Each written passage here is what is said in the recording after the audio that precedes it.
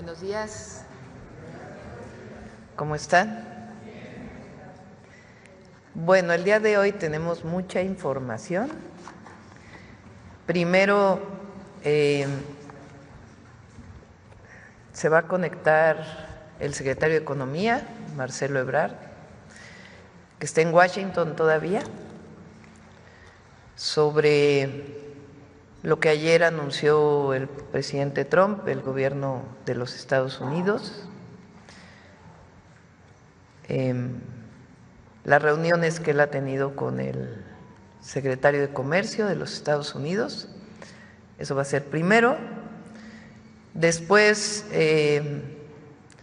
también a distancia, Walmart va a anunciar inversiones que va a hacer en México y también algunas pláticas que hemos estado teniendo para que cada vez sea más el contenido nacional de lo que vendan. Está aquí Jimena de la Secretaría de Economía para acompañar este aviso, este informe, este comunicado, esta noticia. Y después, con agua, Efraín Morales y Aarón Mastache nos van a platicar sobre el Programa Nacional de Tecnificación de Riego Agrícola, que es muy importante. Y Ernestina Godoy está aquí también, porque el día de hoy enviamos al Congreso las reformas a la Ley de Búsqueda y de Población que anuncié el lunes sobre el tema de todas las medidas que estamos tomando para fortalecer la investigación y la prevención en el caso de desapariciones. Y finalmente, Noemí, subsecretaria de Educación Básica, para poder informar, para poder dar nuestra cápsula de los jueves de Mujeres en la Historia. Como ven, pues es bastante información. Bueno, primero, a ver si nos ponen lo que ayer fue publicado por parte de la Casa Blanca.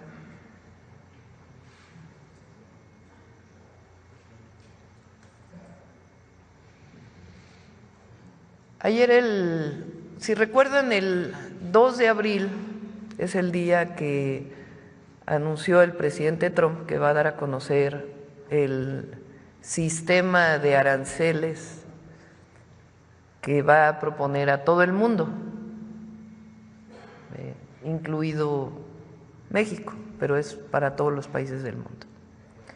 El día de ayer se adelantó y habló de la industria automotriz. Entonces, en este comunicado, a ver si me pasan el micrófono.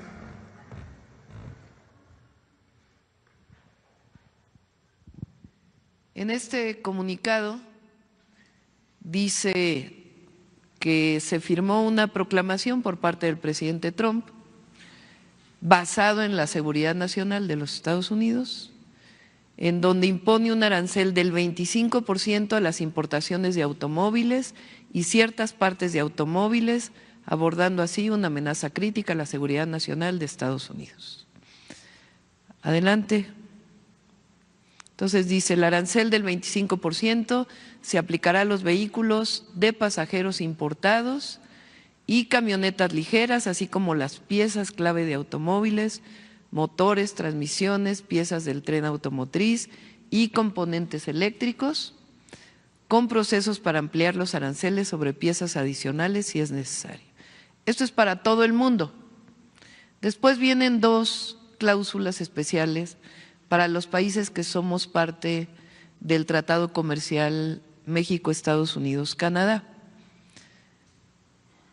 Los importadores de automóviles bajo el acuerdo de Estados Unidos, México, Canadá, se les dará la oportunidad de certificar su contenido estadounidense y se implementarán sistemas para que el arancel del 25% solo se aplique al valor de su contenido no estadounidense. Después hace otro elemento aquí mismo, dice, las piezas de automóviles que cumplan con el TEMEC permanecerán libres de aranceles hasta que el secretario de Comercio, en consulta con la Oficina de Aduanas y Protección Fronteriza de Estados Unidos, CBP, establezca un proceso para aplicar aranceles a su contenido no estadounidense. Bueno, esto es lo esencial, hay otros temas que se vinculan con esto.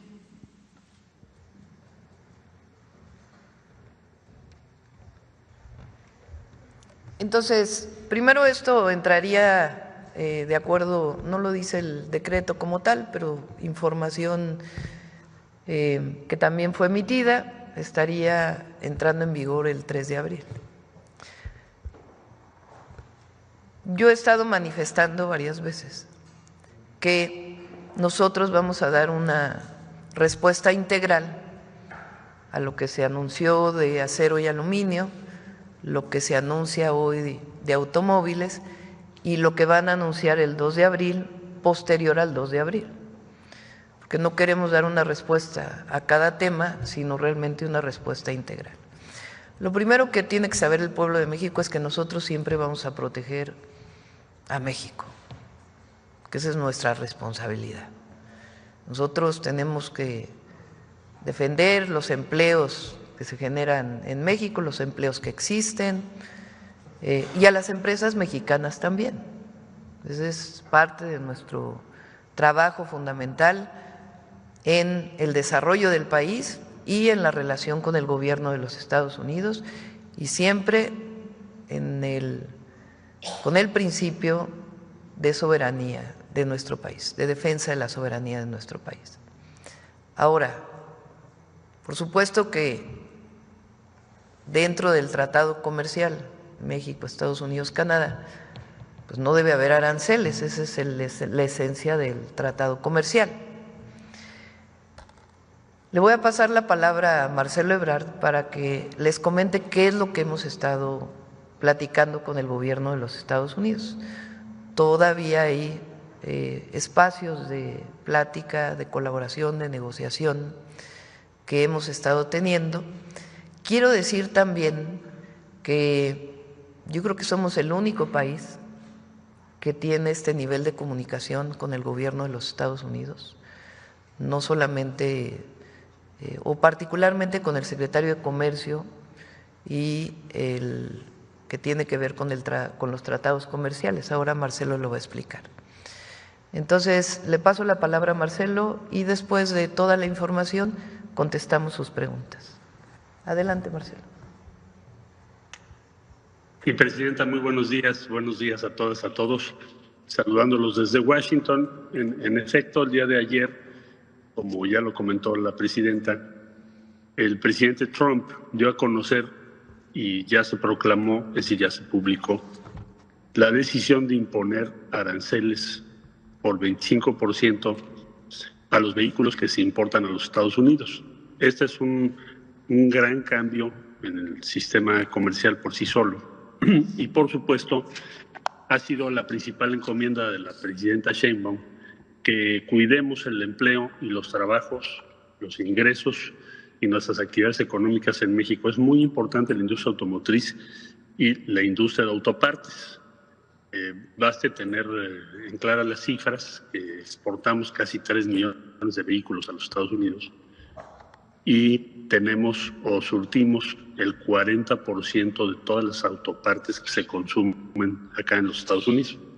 Bueno, hemos sostenido pues ya 6 reuniones con el secretario de Comercio, otras tantas con el titular de USTR, para lograr un objetivo que importantemente nos subrayó la presidenta Sheinbaum, que es si van a cambiar el sistema, si vamos a ir a un sistema de aranceles tan altos, lo que tenemos que buscar es un trato preferente para México, de manera que tengamos condiciones de proteger nuestros empleos y la actividad económica de México. Esto, desde luego, ha sido difícil, como ustedes pueden imaginar, pero gracias a la llamada que tuvo la presidenta Sheinbaum con el presidente Trump, pues nos abrieron la puerta a las reuniones que acabo de referir. Ahora, ¿dónde vamos ahorita? Ya dijo la presidenta, y lo dice bien, que a partir del 2 de abril podemos presentar una respuesta completa para evitar presentar respuestas fraccionadas antes de que se conozca cuál es el nuevo sistema que vamos a vivir estos próximos años. Entonces, pues ya en esa fecha podremos dar más información, también decirles cómo vamos a aprovechar condiciones que están previstas en el tratado, como las side letters en acero y aluminio y en vehículos, autopartes. Pero por ahora les diría yo lo siguiente: ¿dónde vamos? Bueno, en primer lugar, que los vehículos fabricados en México, merced a las reglas de origen que se estipularon en el TEMEC, han ido incrementando sus componentes hechos en Norteamérica. Por lo tanto, tienen un mayor contenido de partes o componentes de los Estados Unidos.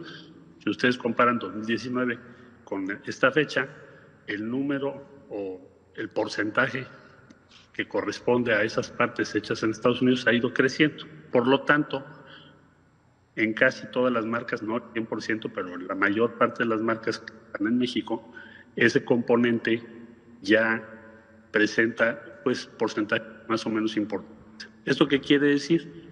Que van a tener un descuento. En otras palabras, esos vehículos que estamos exportando pues no tendrán el 25%, sino tendrán un descuento, dependiendo de la integración que tengan de los componentes que acabo de explicar. Ese es un primer punto muy importante que ya sí fue publicado. Un segundo punto muy importante, que ha sido otra preocupación pues que nos subrayó la presidenta Sheinbaum, son las autopartes que se producen en México, que en exportación, pues son muy importantes. Entonces, no se les va a aplicar tarifa para el día 2 de abril. Estamos en una mesa que se abrió con el secretario de Comercio para cuidar las autopartes mexicanas, que además, como ya dije, pues son el 40% del total de las autopartes que en Estados Unidos se integran a toda la cadena productiva de los Estados Unidos. Quiere decir, para decirlo más claramente, que ustedes pueden comprar un vehículo hecho en Estados Unidos, pero tiene el 40% de componentes mexicanos. Entonces, les dijimos, vas a cobrar entonces el 25% de partes mexicanas. Total, al día de hoy, lo que acordamos, hay una mesa de operación de esto que estoy explicando para cuidar toda la productividad mexicana que tiene que ver con autopartes, que es muy, muy relevante. Otro tema que también se aclaró, que pudimos avanzar en esas pláticas, es que no se le cobre varias veces tarifas a los fabricantes que están en México, porque como alguna vez expliqué en la mañana, con mis favor, invítame a la presidenta, pues un pistón cruza 7 veces la frontera. Imagínense ustedes si le cobran 7 veces el 25%, ¿verdad? O el porcentaje que sea. Entonces, esto ya también quedó claramente establecido que no va a ocurrir. Esos 3 puntos pues han sido motivo de las últimas conversaciones que hemos tenido y ya se tradujeron en la propia proclamación que ayer se publicó en disposiciones del gobierno de Estados Unidos. Entonces, en resumen, lo que estamos buscando es que los productos hechos en México al final tengan el mejor precio que cualquier otro país como Alemania, Japón, Corea del Sur o cualquier otro país que también exporta a los Estados Unidos. Ese es el sistema de preferencia que nos ha pedido la presidenta que organice. Ahora, el mundo ideal sería que no hubiera aranceles, pero ya es una decisión para todos los países del mundo. Bueno, dentro de esa decisión se nos ha indicado la presidenta, busquen que México tenga preferencias y eso es en lo que estamos avanzando. Debo decir que he recibido de parte del secretario de Comercio un muy buen trato, que me ha recibido con mucho gusto cada semana y ha entendido muchos argumentos que le hemos venido presentando pues, para llegar a estas conclusiones. Todavía nos faltan muchas cosas que estaremos informando en los próximos días, presidenta, pero ese es el punto al día de hoy y pues aquí estamos en Washington para eso. Muchas gracias, Marcelo. Informarles también que he pedido también al secretario de Economía y al equipo que nos podamos reunir con las industrias automotrices, con los directivos globales de las industrias automotrices, para ver el alcance y cómo fortalecer pues, esta integración que tenemos con Estados Unidos. La industria automotriz mexicana tiene una integración muy alta con Estados Unidos. Entonces, a todos los que trabajan en la industria automotriz, pues evidentemente la presidenta y México, el gobierno de México, lo que tienen que hacer pues es defender los empleos y el fortalecimiento de esa industria, entre otras.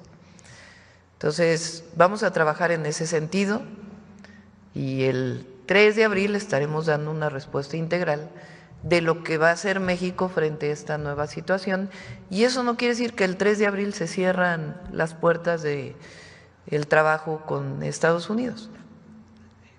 Siempre vamos a buscar pues lo mejor para México en este momento. Entonces, esta es la respuesta que queremos dar, y que sepan que está abierta la puerta de las pláticas con el gobierno de los Estados Unidos. Marcelo está allá, somos quizá el único país que ha tenido esta posibilidad. Entonces, esto sería, y muchas gracias, Marcelo. Gracias, presidenta. Muy buen día. Buen día. Ahorita si quieren, cuando cerremos, nos hacen preguntas, vamos a darle el tiempo necesario a la conferencia para que se pueda aclarar todos estos temas. Muy rápido la inversión de Walmart, por favor.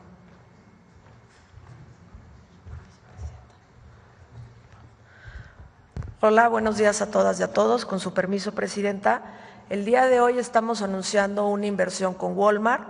Nos acompañan de manera virtual Ignacio Caride, que es el presidente ejecutivo y director general de Walmart México y de Centroamérica, junto con Javier Treviño también, que es el vicepresidente de Asuntos Corporativos de Walmart México y Centroamérica. Hoy Walmart cuenta con más de 3,000 tiendas a nivel nacional en formato de bodega horrera, Sam's, Club, Walmart Supercenter y Walmart Express. Este anuncio que vamos a dar el día de hoy y que ahora Walmart nos dará más detalles con Ignacio es por $6,000 millones solamente para el año 2025. Esta es una premisa y ahorita Ignacio ya nos lo contará. Ellos están por entrar a dar el anuncio a sus inversores. Este monto va a ser dirigido para aumentar las tiendas que tienen en México y crear 2 nuevos centros de distribución de nueva generación en nuestro país. Hoy Walmart emplea a más de 200,000 mexicanos y mexicanas en el país. Esta inversión lo que va a hacer es fortalecer que se mantengan esos empleos y buscar aumentar también esos empleos durante el 2025. Walmart es una de las empresas más grandes que emplea a mexicanas y a mexicanos en el país, entonces también por eso es una inversión sumamente relevante, al igual que también, como lo ha instruido la presidenta, de que tengamos inversiones que fortalezcan las directrices y el objetivo del Plan México. Esta inversión es sumamente importante también para el Plan México por 2 cosas. La primera, porque Walmart hoy tiene 30,000 proveedores en México, de las cuales el 85% son pequeñas y medianas empresas. Y el segundo es porque hoy en México, en todas las tiendas que hay, el 83% de los productos que se venden en cada una de las tiendas de Walmart es producto 100% hecho en México. Que incluso Walmart fue una de las primeras empresas que se sumó a la campaña de Hecho en México que relanzó la presidenta. Entonces, estamos muy contentos con este anuncio y le pasaríamos la palabra al presidente de Walmart México, a Ignacio. Muy buenos días a todas y a todos. Gracias, señora presidenta, por la invitación y la oportunidad de realizar este anuncio de inversión con usted. Nuestra presidenta de Walmart Internacional, Kat McLay, con quien usted se reunió en junio del año pasado, le manda un afectuoso saludo. Gracias también al secretario de Economía, Marcelo Ebrard, y a Jimena Escobedo por todo el apoyo que nos han brindado. Lamento no poder acompañarlos en persona. Hoy celebramos nuestro evento anual con inversionistas y analistas que en estos momentos están llegando a nuestras oficinas aquí en la Ciudad de México. En Walmart de México tenemos el sólido propósito de ayudar a las personas del país a ahorrar dinero y vivir mejor. Para lograrlo, todos los días fortalecemos nuestro compromiso de largo plazo con este gran país. Por eso, hoy tengo el gusto de compartir con ustedes que tan solo en el año 2025 invertiremos más de $6,000 millones en México. Como parte de esta inversión, este año abriremos más tiendas de nuestros formatos bodega horrera, Sam's Club, Walmart Supercenter y Walmart Express, generando aproximadamente 5,500 empleos directos. Estas nuevas tiendas se suman a las 3,200 que ya tenemos operando en casi 700 municipios en los 32 estados del país. Además, como uno de los principales empleadores privados de México, Esta gran inversión nos permitirá respaldar los más de 200.000 empleos directos y permanentes de Walmart en el país. Al mismo tiempo, avanzaremos con la construcción de 2 centros de distribución nuevos de última generación, uno en el Bajío y otro en Tlaxcala, con aplicaciones de robótica y de inteligencia artificial que se sumarán a los 21 centros de distribución que ya tenemos en México. Nuestra cadena de suministro de más de 33.000 proveedores, de los cuales el 85% son pequeñas y medianas empresas, nos convierte en un importante motor de desarrollo. El 83% de todos los productos que vendemos en nuestras tiendas y clubes es orgullosamente hecho en México y ya nos hemos afiliado a la campaña impulsada por su gobierno. Llevamos más de una década apoyando a pequeños productores agrícolas mexicanos para que puedan formalizarse, crecer, acceder a financiamiento y convertirse en nuestros proveedores de manera directa, sin intermediarios. Al día de hoy hemos desarrollado más de 30.000 agricultores. Por otra parte, a través de nuestro servicio de Internet y telefonía Byte, hacemos equipo con el Gobierno de México al ser el principal cliente de Altán Redes y ayudamos a los mexicanos a incorporarse a la economía digital. Walmart llegó a México hace más de 65 años y aquí estaremos los próximos 30, 60 o 90 años para fortalecer la mejor experiencia de compra omnicanal para los más de 5 millones de clientes que a diario realizan sus compras con nosotros. Muchas gracias por su confianza y cuente con todo nuestro compromiso. Muchas gracias. Pues la idea además que estamos platicando es que, aunque es el 83%, que es bastante, que siga aumentando el contenido de ventas que viene de la producción nacional, que es parte de lo que estamos trabajando con distintas empresas. Muchas gracias, muchas gracias. Muchas gracias, señora presidenta. Gracias. Bueno, vamos a firmar si les parece, y luego entramos a agua. ¿Sí? Adelante.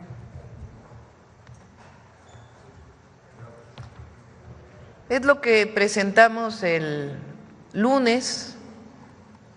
Vamos a seguir platicando sobre esto en otras mañaneras, pero estamos enviando el día de hoy al Congreso la reforma, las modificaciones a la ley de búsqueda y a la ley de población, que fortalece todo lo que platicamos el lunes, la prevención y la atención a personas desaparecidas, además de que nos va a ayudar en general en fortalecer la seguridad y la paz en nuestro país. Vamos.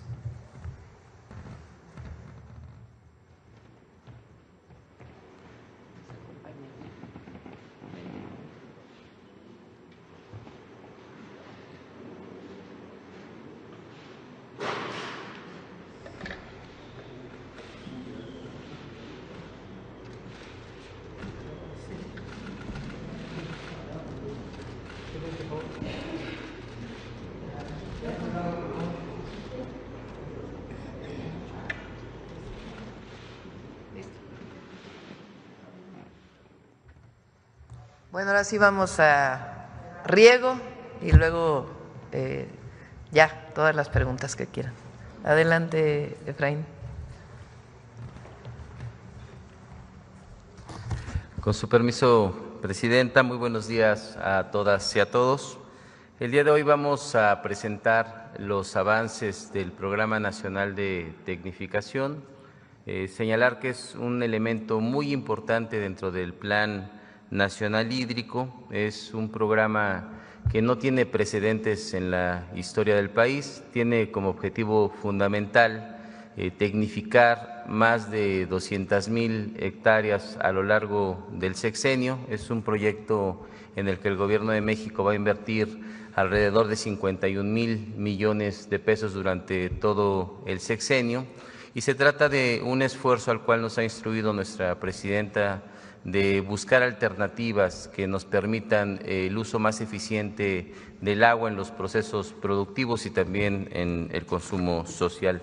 Siguiente lámina, por favor. ¿Por qué es tan importante el Programa Nacional de Tecnificación? Es muy importante en razón de que el 76% del agua que se consume en el país es agua que se consume precisamente en el campo. Con este programa lo que vamos a hacer es eficientar el uso de esta agua. Un poquito más adelante vamos a explicar cómo se realiza actualmente. Incrementar la productividad, es decir, vamos a producir más alimentos con menos agua. Y parte del agua que se recupere, como ya lo hemos mencionado, se va a destinar para el consumo humano. Y un elemento muy importante es que también otra parte de esa agua nos va a servir para recargar nuestros acuíferos, es decir, se trata de una política que no busca únicamente resolver los problemas actuales, sino sobre todo sentar las bases de soluciones futuras para hacer sustentable el campo mexicano. Siguiente, por favor. Bueno, estas son algunas imágenes de cómo se realizan las actividades en el campo en la actualidad. Recordar que hay algunas regiones del país que se encuentran parcialmente tecnificadas. Lo que podemos ver son canales de tierra y el deterioro en el que se encuentran algunos canales revestidos, es decir, canales de cemento, que tienen grandes pérdidas producto de la infiltración. También en la última imagen lo que vemos son actualmente cómo se riegan las parcelas con agua rodada, es decir, se inundan, a veces hasta con láminas de 1 metro de altura, lo cual representa un desperdicio de agua bastante considerable. Adelante, por favor. Bueno, un primer elemento de la tecnificación, ¿en qué consiste? ¿Qué es lo que vamos a hacer en el Gobierno de México?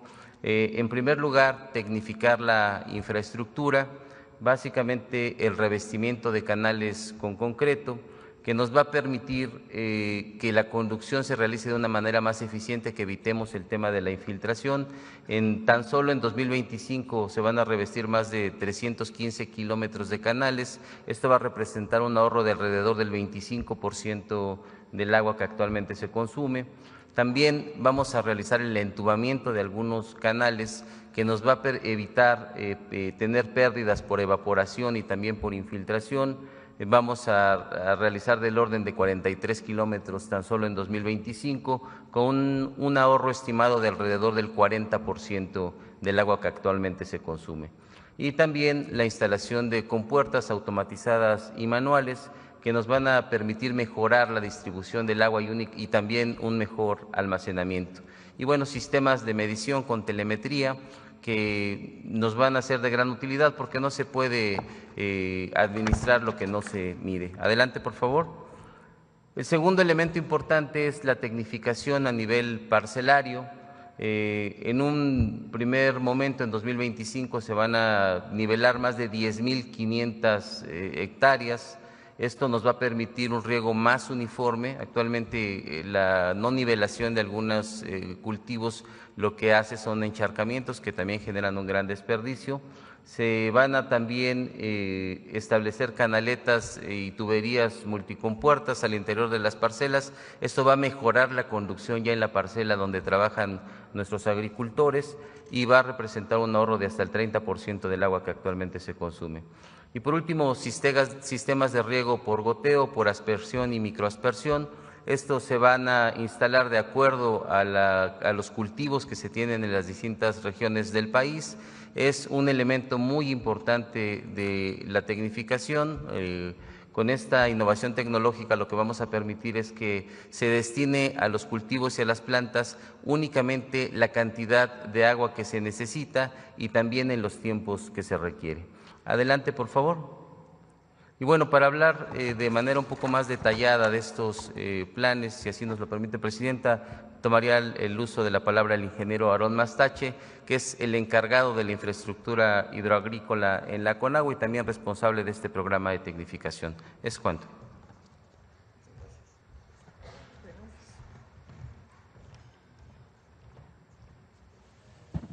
Muchas gracias, director. Con su permiso, Presidenta, y si me lo permite, quiero mandar un saludo a los productores del campo y de manera muy particular a los que ahora me voy a referir, porque hemos platicado con ellos este programa y bueno, ahora van a verlo aquí, que estamos dando cuenta del mismo.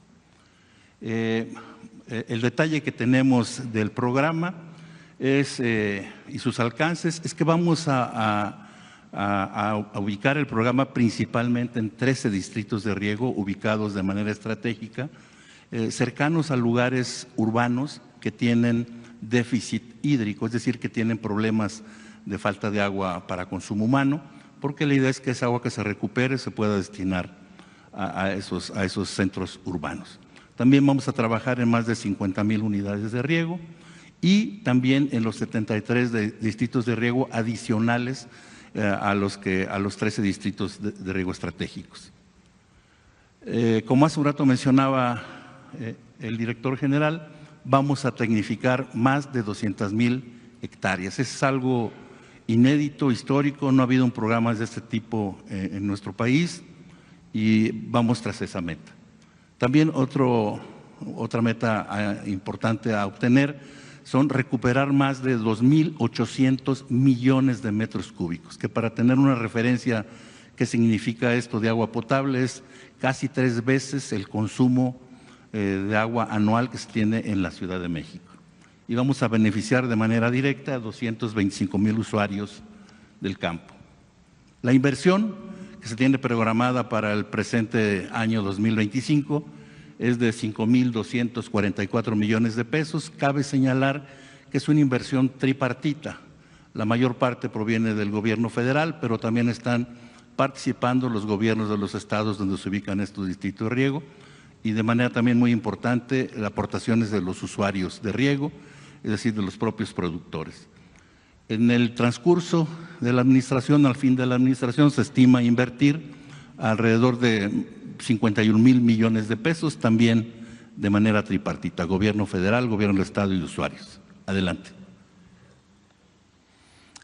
Una cosa muy importante que nos ha instruido la presidenta es que se firmen los compromisos de este programa de tecnificación en cada uno de los distritos de riego, principalmente en los distritos de riego prioritarios. De estos 13 distritos de riego prioritarios ya hemos logrado convenios en 10 de ellos.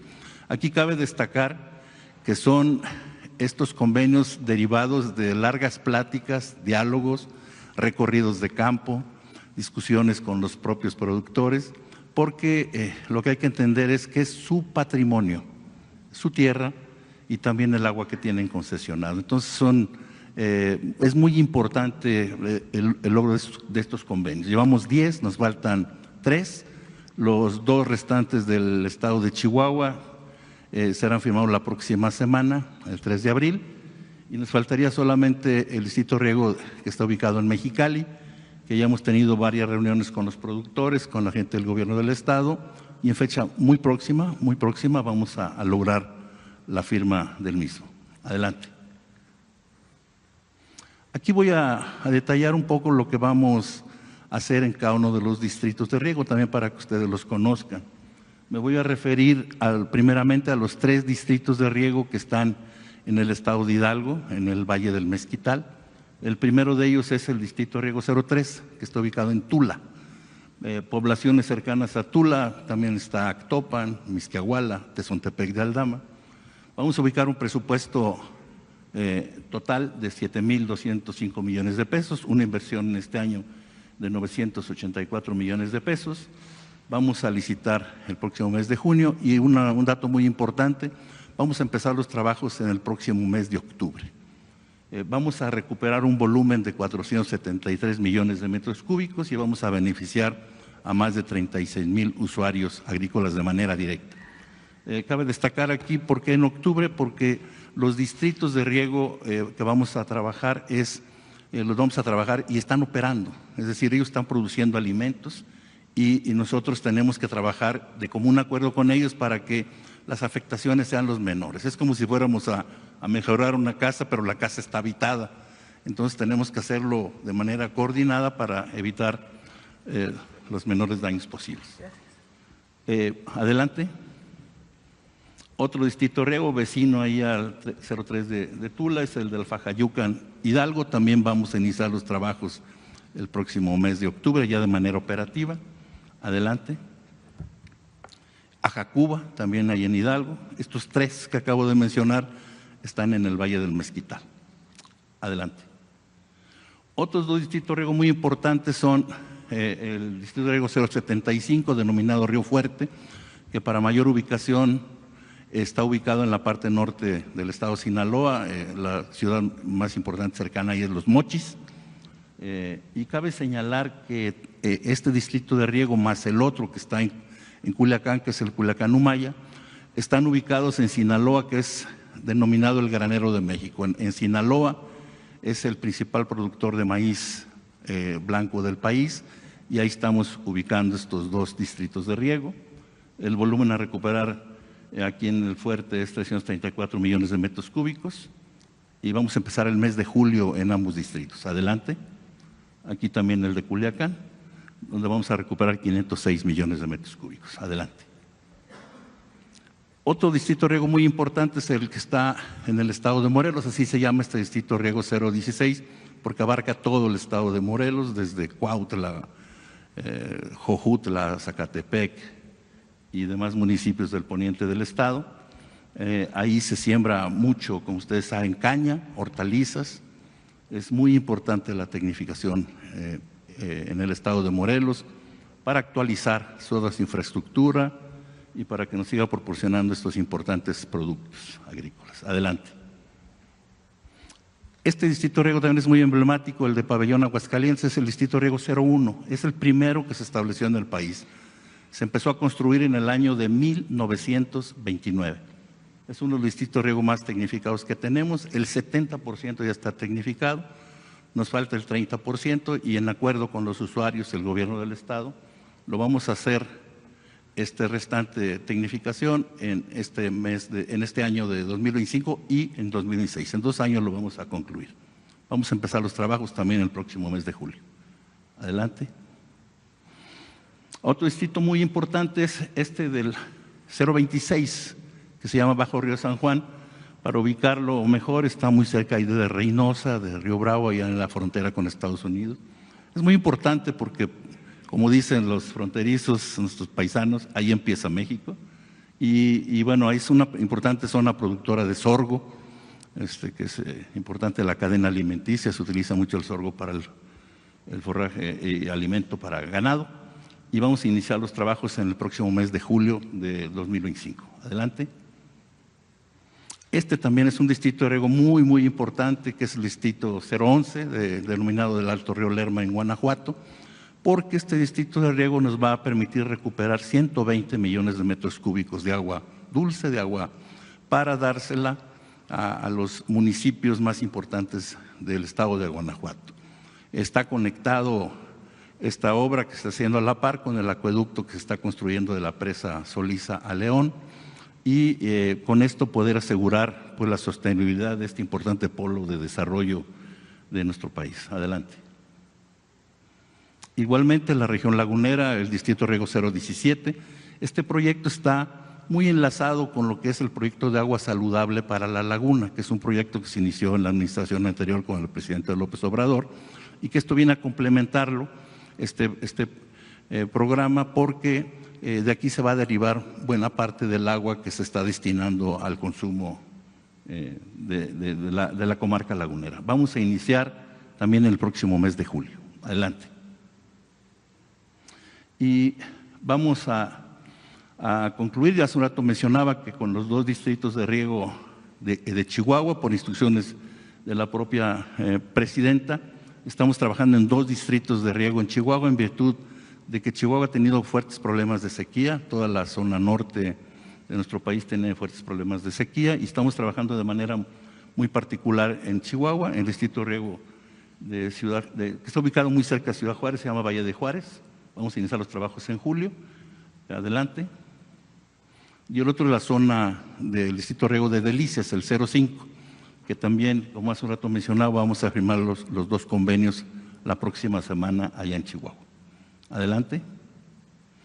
Y finalmente, adicional a los trabajos que hace rato mencionaba y que acabo de mencionar de los 13 distritos de riego prioritario, vamos a invertir en los restantes distritos, los 73 que tenemos para dar los 86 que hay en el país, en las unidades de riego y en los distritos de temporal tecnificado, apoyando en particular estos con esta cantidad en 2025.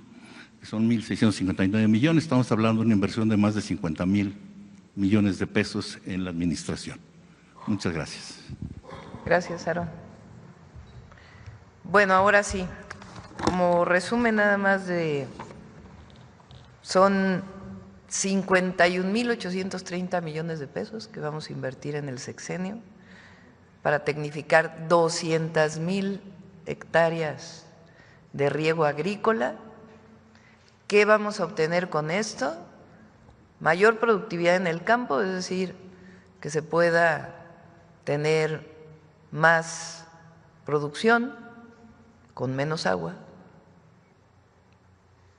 y destinar 2,800 millones de metros cúbicos, que representa 3 veces lo que consume la Ciudad de México, para consumo humano. Es decir, vamos a sacar agua de riego para dársela a la gente ahí donde hace falta el agua. Es un trabajo muy importante y además un trabajo de mucha plática con los agricultores, porque no es nada más el trabajo de instalar algo técnicamente, sino de organización de los propios productores agrícolas de los distritos de riego para poder dar pues mucho más resultados. Bueno, ahora sí, vamos a las preguntas. A ver, vamos por acá. Muchas gracias, Presidenta. Muy buenos días. Gaspar Vela, de Grupo Milenio. En primer lugar, Presidenta, ¿en qué consiste exactamente este trato preferente que mencionó hace rato el secretario Marcelo Ebrard, que buscará México con Estados Unidos referente a los aranceles automotrices? Sí. México es el país que está más integrado con Estados Unidos en muchas áreas, pero particularmente en la industria automotriz. Nosotros fabricamos vehículos completos que van a exportación, pero de esos vehículos completos que se fabrican en México, no todas las autopartes se fabrican en México. Hay muchas autopartes que vienen de Estados Unidos. Entonces, cuando la redacción dice que va a haber descuento a aquellas partes que vienen de Estados Unidos, pues lo que estamos buscando es que sea el vehículo completo, no solamente, o sea, las partes fabricadas en México también, no solamente las fabricadas en Estados Unidos, dado que además, pues la mayoría de las empresas son de capital estadounidense. Segundo, en México se fabrican muchas autopartes por parte de empresas mexicanas, que son parte de los componentes de los autos fabricados en Estados Unidos o en México, porque como sabemos, fabrican una parte allá, otra parte aquí, otra parte allá, otra parte aquí. Pues nosotros necesariamente tenemos que decir, bueno, así como las partes fabricadas en Estados Unidos, también las partes fabricadas en México, pues tienen que tener una consideración. Entonces, eso es lo que estamos platicando, de tal manera que pues México tenga una situación preferencial en esta circunstancia.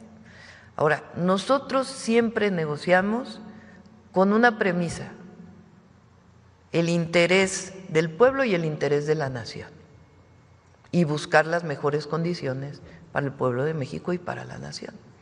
Y en esa perspectiva es que está trabajando Marcelo con el secretario de Comercio, siguen todavía las pláticas y vamos a esperar al 2 de abril cómo queda todo, y a partir de ahí pues las medidas que nosotros vamos a tomar también, porque nosotros tenemos pues que tomar medidas para el interés del pueblo de México y el interés de la nación en la mejor condición que podemos estar con los Estados Unidos. Eso lo saben los Estados Unidos, lo saben las automotrices, esta integración que se ha logrado, y evidentemente pues está buscando las mejores condiciones para nuestro país. ¿Qué impacto tendría en la economía mexicana esta imposición de aranceles automotrices, Presidenta? Por eso estamos esperando a ver el alcance. Nosotros nos interesa el empleo y la generación de riqueza en México que se distribuye, el interés del pueblo y el interés de la nación. Entonces, lo que queremos pues que no se pierda ni un solo empleo, eso es lo que queremos, vinculado con estas medidas.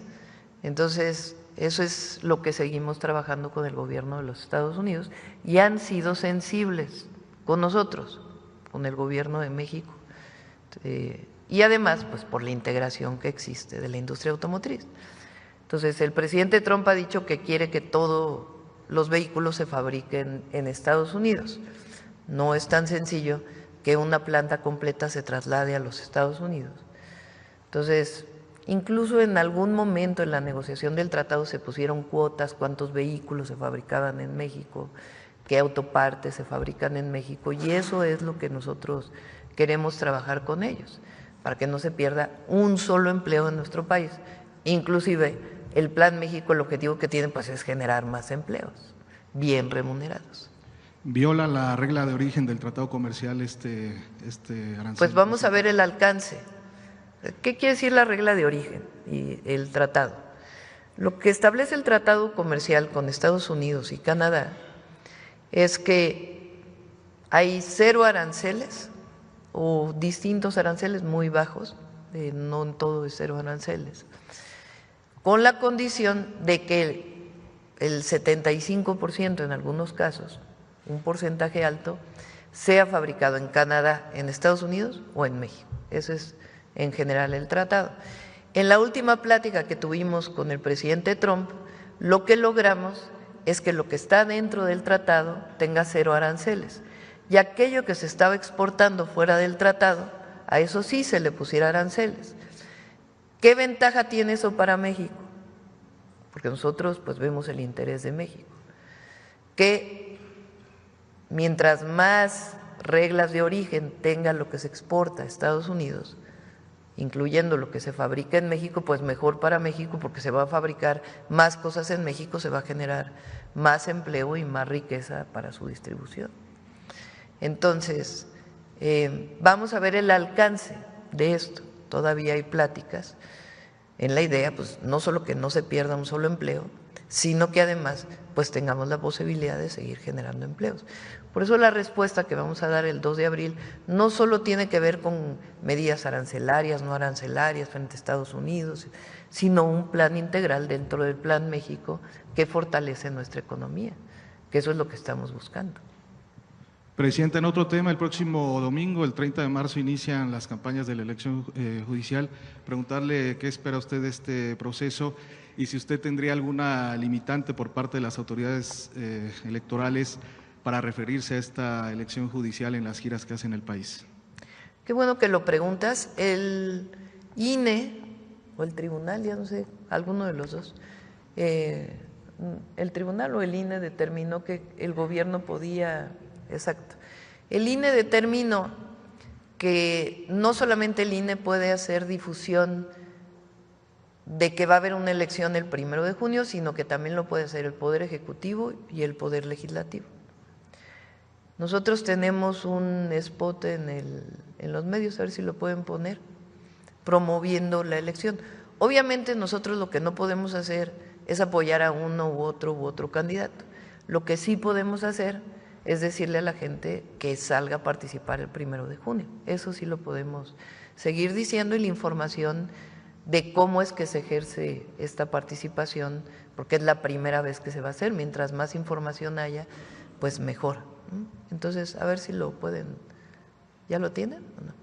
Bueno, seguimos con la siguiente pregunta y ahora lo ponemos. Sí, presidente, en otro tema, más allá de las acciones que ha realizado la Secretaría de Seguridad y Protección Ciudadana para dar de baja cuentas de redes sociales de TikTok que buscaban el reclutamiento por parte de cárteles, preguntarle a su gobierno qué acciones tiene, qué acciones está llevando a cabo para combatir este reclutamiento o impedirlo. Tiene que ver con esto que firmamos el día de hoy.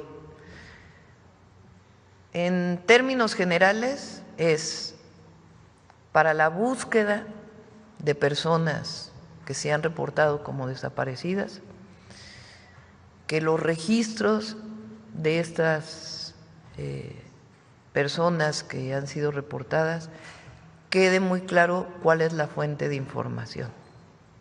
Si viene de una carpeta de investigación, viene de otra fuente. Eso es muy importante, porque hay registros que no están completos porque vienen de otras fuentes que no son de carpetas. Entonces, el fortalecimiento de la comisión de búsqueda, incluida cuántos registros y cuál es la fuente de esos registros. Segundo, que se fortalezcan las bases de información de las y los mexicanos, que nos permitan avanzar en la búsqueda y que esto también ayude a la construcción de la paz y la seguridad en nuestro país. Ya otro día, si quieren, damos detalles también sobre cómo estamos pensando hacer esto. Tercero, la alerta, que es muy importante. Viene ahí que en el momento que una persona se reporta como desaparecida en alguna fiscalía del país, de inmediato se activan alertas en aeropuertos, en centrales de autobuses, en cualquier registro que haga cualquier persona, e inclusive alertas privadas. Es decir, que le podamos decir a un banco hay una alerta por si alguien utiliza una tarjeta de crédito, que le informe a la autoridad, alertas inmediatas. Entonces son varias medidas que estamos tomando para poder atender la situación de desaparición, que es la prevención y por supuesto la atención y la justicia. ¿Y qué llamado le haría, Presidenta, a las personas que, bueno, por necesidad están pensando o contemplan en algo? A los jóvenes, exactamente, como lo hemos hecho muchas veces, acercarse a un grupo delictivo no es una opción de vida, es una opción de muerte. Ningún joven mexicano tiene que ver el ser parte de un grupo delictivo como una opción. Y para eso nosotros tenemos programas, acciones que permiten que los jóvenes mexicanos puedan desarrollarse. Ahora vamos a presentar el 7 de abril una iniciativa muy grande que está haciendo Secretaría de Cultura con empresas privadas de México y de Estados Unidos y productores, promotores, para promover la música mexicana sin contenido violento, que no haya apología de ninguna manera a los grupos delictivos. Es una iniciativa muy grande, muy importante para incorporar a los jóvenes particularmente a la cultura y en particular al canto. Entonces, es parte de las iniciativas, la clase de box que se anuncia el viernes, que ya la habíamos anunciado, como hacer mañana, es parte de esto, que los jóvenes se incorporen al deporte, a la cultura, otras actividades que les permitan alejarse de la adicción y alejarse por completo de pensar que entrar a un grupo delictivo es algo que les va a dar alguna perspectiva. No, son perspectivas de muerte, así de crudo. Finalmente, Presidenta, ¿cuántos funcionarios en estos momentos están siendo investigados por la Secretaría Anticorrupción y Buen Gobierno por esta compra de medicamentos a sobreprecio que anunció hace unas semanas Eduardo Clark? Le pedimos están haciendo la investigación, más que cuántos funcionarios, están haciendo la investigación amplia y va a haber las sanciones que tenga que haber. Muchas gracias. Sí. A ver el spot, bueno, ¿cómo se dice? El video. México vive un momento histórico. Este 1 de junio, por primera vez el pueblo elegirá a las y los ministros, magistrados, jueces.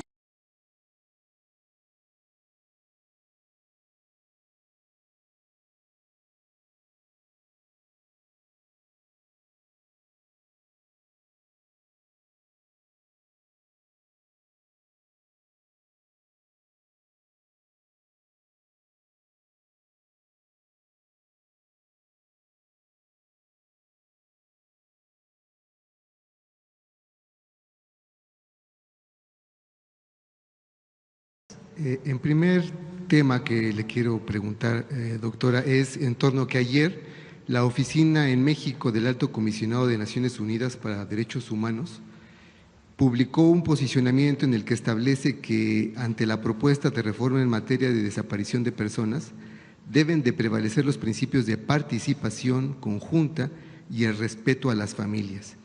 En ese sentido, yo le pregunto, doctora, ¿por qué no incluir a las madres buscadoras en este proceso? En la Secretaría de Gobernación se ha reunido. Es que nosotros no hacemos de todo una nota periodística.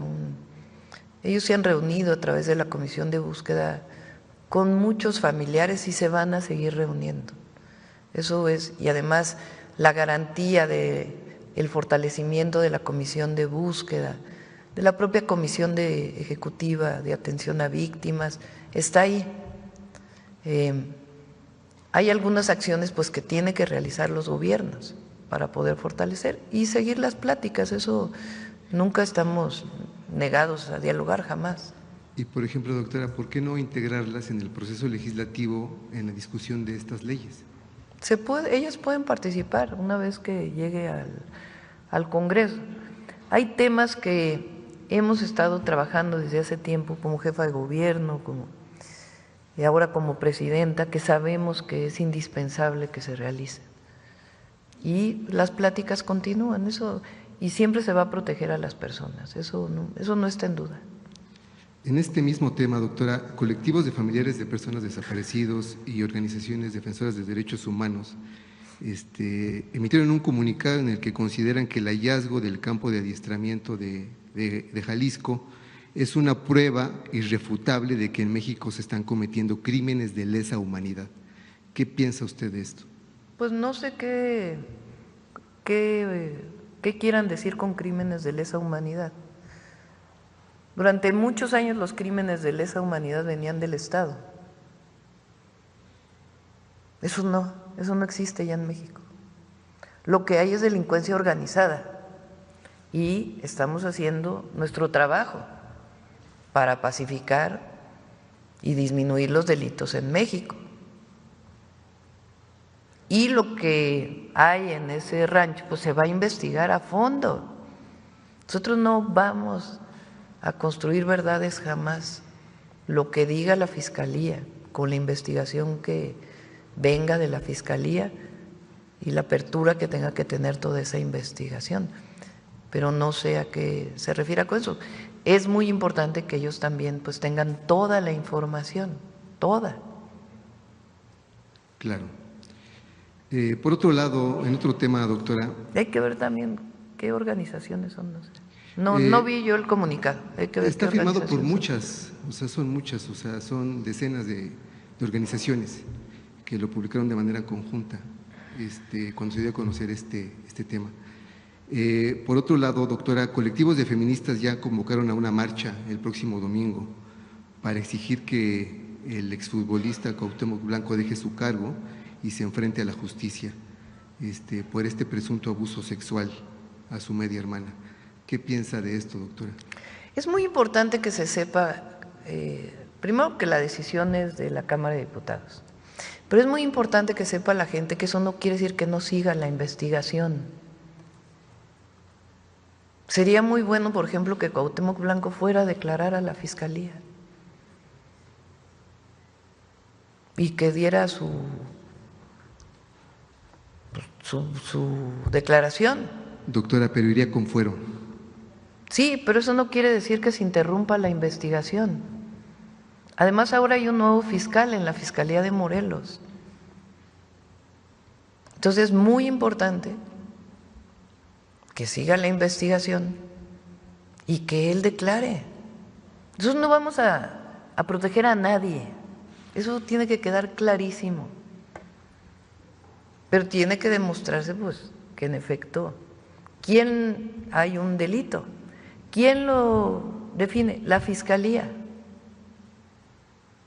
Entonces tiene que seguir la investigación no se cierra. Y esta idea de que ahora la presidenta está protegiendo, yo no protejo a nadie, protejo al pueblo de México, es mi responsabilidad, y a mi familia. Claro. Pero nosotros no vamos a proteger a una persona que haya cometido un delito, pero por eso yo digo que siga la investigación y que él declare. Es importante que continúe la investigación y hay un nuevo fiscal. Ese nuevo fiscal pues puede tener todos los elementos de la carpeta que se abrió previamente.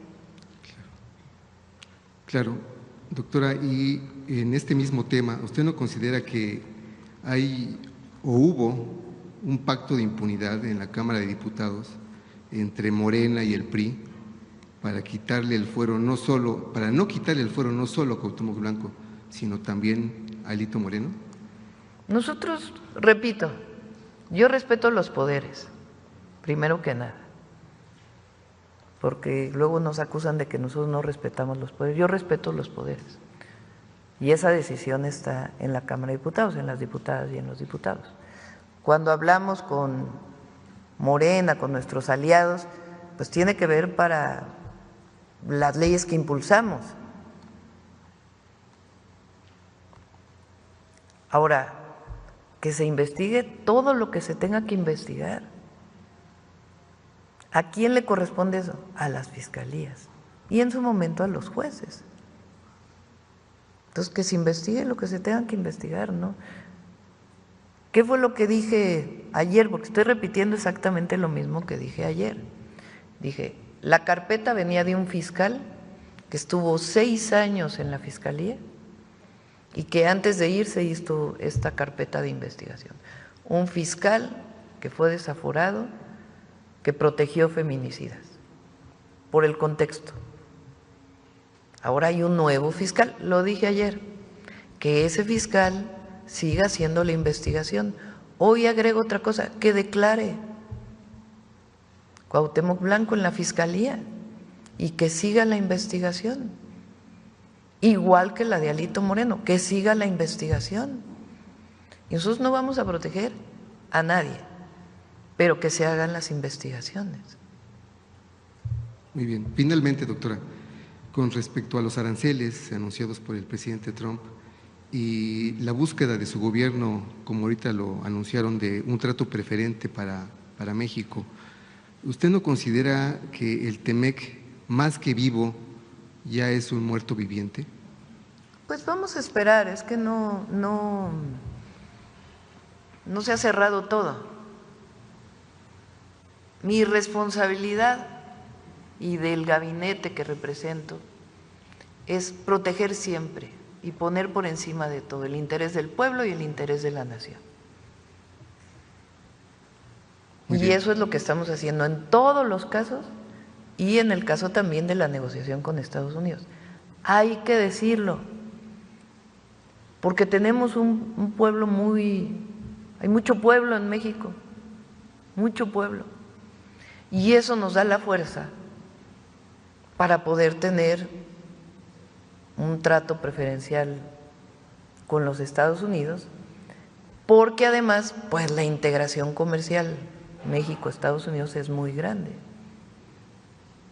Entonces, esa es nuestra responsabilidad. Por eso digo, después del 2 de abril, ya que se presente todo el esquema, además de que vamos a seguir hablando con Estados Unidos y que ha habido un muy buen trato, un trato de respeto a México. Eso hay que ponerlo. México es respetado hoy en todo el mundo y se le ha dado un trato de respeto a México.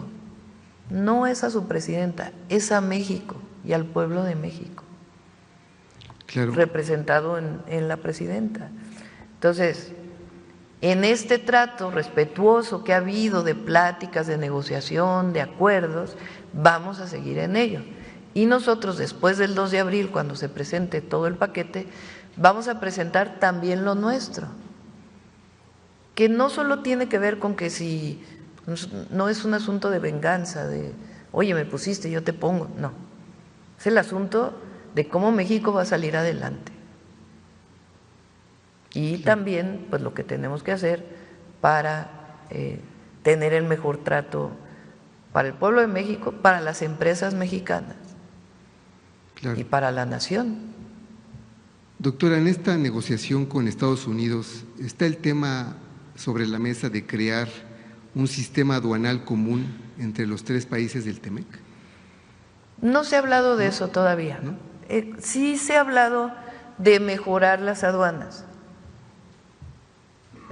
Sí se ha hablado de eso, de mejorar las aduanas, de mejorar el paso, de mejorar la revisión de aduanas, tanto del tema de seguridad como en el tema comercial, pero no se ha hablado ¿Y en usted qué particular pensaría de eso. De crear un sistema aduanal común? Pues hay que revisarlo. Digamos, la facilidad de la entrada de las mercancías de uno y otro país, particularmente cuando hay tanto movimiento de entrada, salida, puede tener sus ventajas. Ahora, sistema aduanal común, hay que ver si eso significa que tienes los mismos aranceles, por ejemplo, frente al resto del mundo, porque tiene mucho que ver, o sea, tiene mucho de fondo qué quiere decir sistema aduanal común. Sí. Entonces, hasta ahora no ha estado sobre la mesa ese tema. Ok. Muchas gracias, doctor. Sí.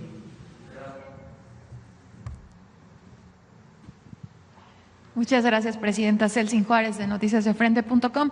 Aprovechando el tema de la firma de esta reforma para atender las desapariciones en nuestro país y volviendo al debate sobre la cobertura que dan ciertos medios, ¿qué opina de los que continúan pues lucrando con este tema? Ayer Loret de Mola y Broso, en su plataforma Latinus, pues publicaron un video donde se burlaban de su gobierno, de las víctimas, recreando, escenificando como si estuvieran en el rancho Izaguirre, pues en pantalla verde, ahí escenificando también el predio donde ellos aseguran que hay fosas. Y bueno, pues mientras se envían estas iniciativas para atender, para combatir, pues hay medios que siguen lucrando y desinformando con este tema. ¿Qué opina? Hay medios que no informan, sino hacen propaganda en contra del gobierno. Hay algunos, ya ahí el Latino ya es el único lugar donde quedaron los comentócratas, que eran los antiguos intelectuales preferidos del régimen. Ya ese es el único lugar que les quedó. Hay otros en otros lados, pues, pero particularmente algunos, no sé si decir nombres o no, pero mejor lo dejamos para después. Dígalo, presidenta. A ver, uno que se escribía con Salinas. ¿Ahora dónde trabaja? ¿Dónde? Sí. ¿Ahora dónde? ¿Cuál es el único lugar donde ya?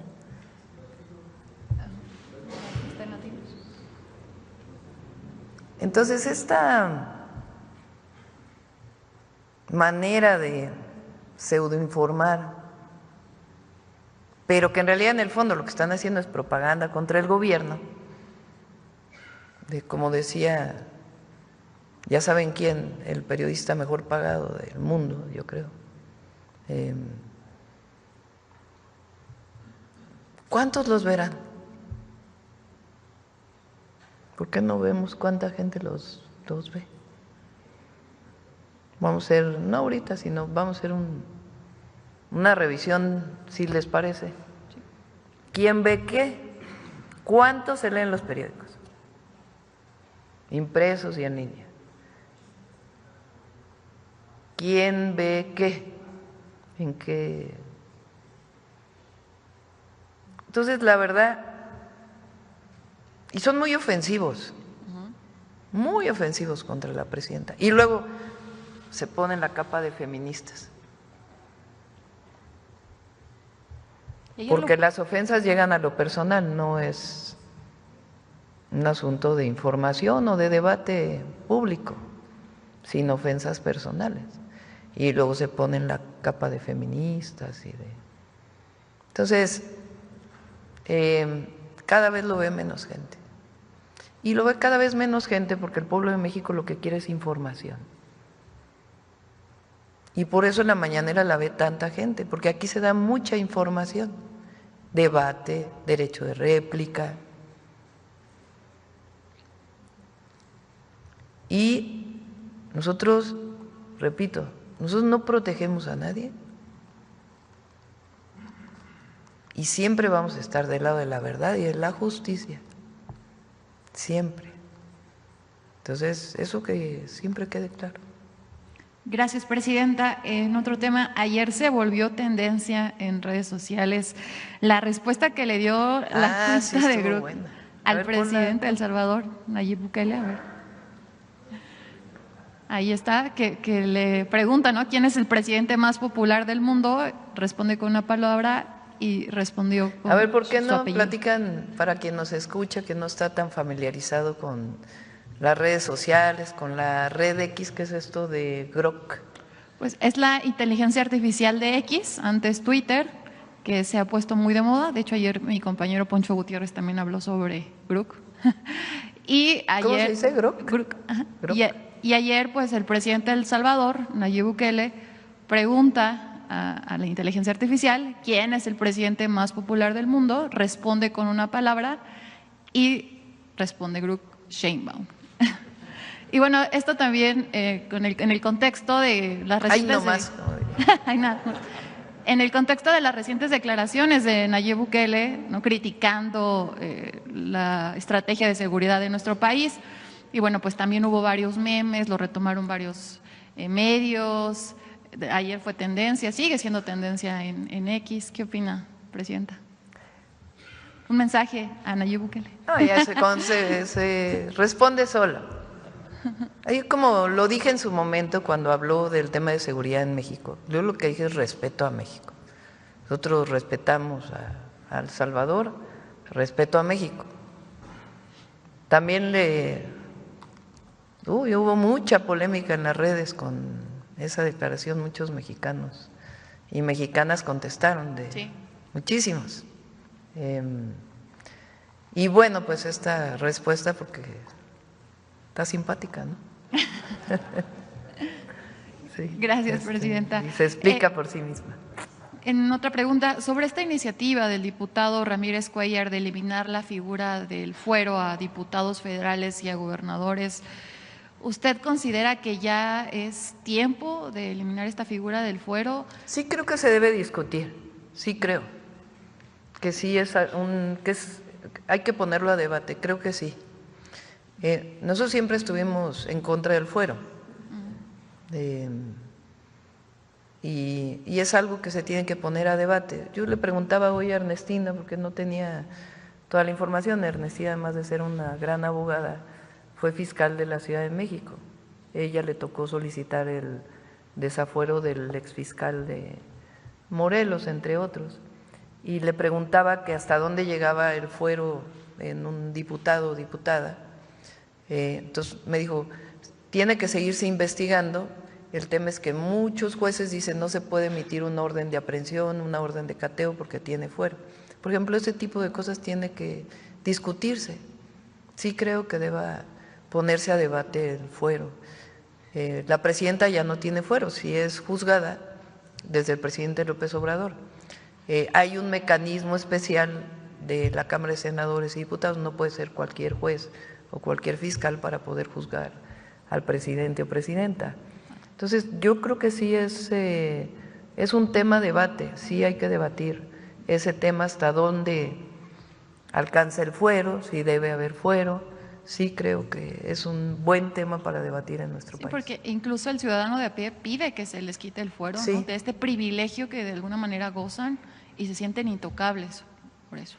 Sí, es importante que quien esté a favor del fuero diga por qué, y quien esté en contra del fuero diga por qué, y que la ciudadanía pues oriente esta decisión, ¿no? Sí es importante ponerlo a debate.